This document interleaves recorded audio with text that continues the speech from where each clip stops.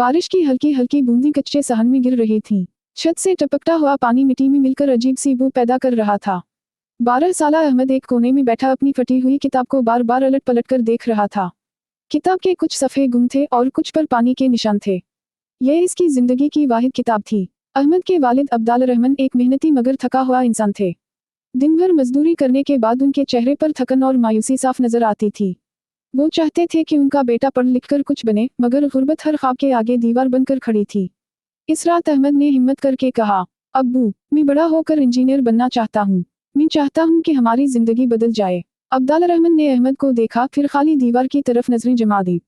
चंद लम्हों की खामोशी के बाद इन्होंने आहिस्ता मगर तल्खी से कहा, बेटा, ये नामुमकिन है। हम गरीब लोग हैं, ख्वाब अमीरों के लिए होते हैं। ये अल्फाज अहमद के दिल में तीर की तरह लगे। वो कुछ ना बोला, बस अपनी किताब सीने से लगा ली। इस रात वो देर तक रोता रहा, मगर उसके आंसुओं में कमजोरी नहीं बल्कि एक अहद छुपा था।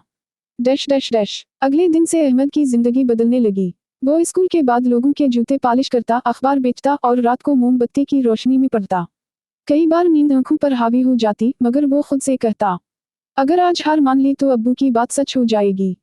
गांव के लोग अहमद का मजाक उड़ाते, ये देखो, मजदूर का बेटा इंजीनियर बनेगा। कहे लगते, मगर अहमद खामोश रहता। उसकी मां फातिमा चुपचाप इसके सर पर हाथ रख देती और कहती, बेटा, अल्लाह मेहनत करने वालों को जाया नहीं करता। यही अल्फाज अहमद के लिए ताकत बन गए।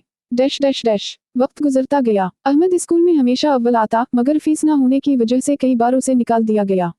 हर बार वो प्रिंसिपल के दरवाजे पर खड़ा रहता, आंखों में आंसू और जबान पर सिर्फ एक जुमला, सर, मुझे पढ़ना है। एक दिन स्कूल के एक उस्ताद सलीम साहब ने अहमद को देखा। इसकी आंखों में कुछ खास था, एक आग एक जिद।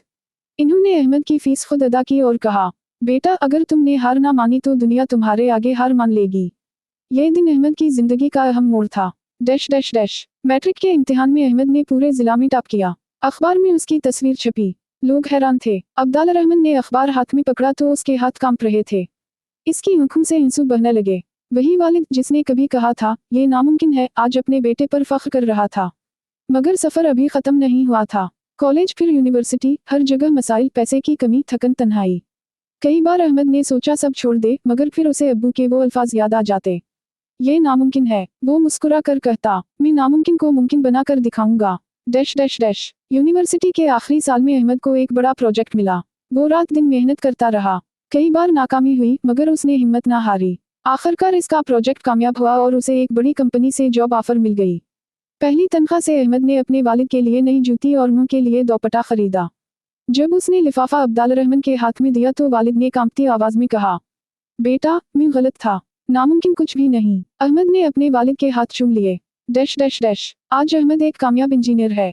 इसका अपना घर है, इज्जत है, मकाम है। मगर वो आज भी अपनी पुरानी किताब संभाल कर रखता है, वही फटी हुई किताब, ताकि उसे याद रहे वो कहां से चला था।